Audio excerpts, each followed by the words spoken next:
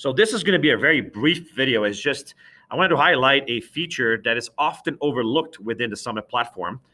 The first one is this right here, which is a notification tab. If you click on that, it will actually show you all the changes that have happened since you actually logged into the platform, as far as receiving feedback from teachers or having notifications or announcements added or anything that changed that you should be really clear and aware of. So that's the first thing that I want to show you. The next thing is that there is a tab here called resources. And if you go on that, there's actually information about rubrics which are used in the system, whether it's a cognitive skill rubric or rubrics for math units.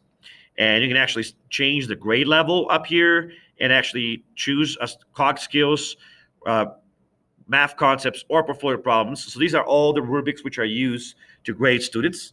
And again, on the resource screen, you also have resources on learning strategies, whether it's on how to study, on how to make a plan, how to review before taking a test, and how to take tests also.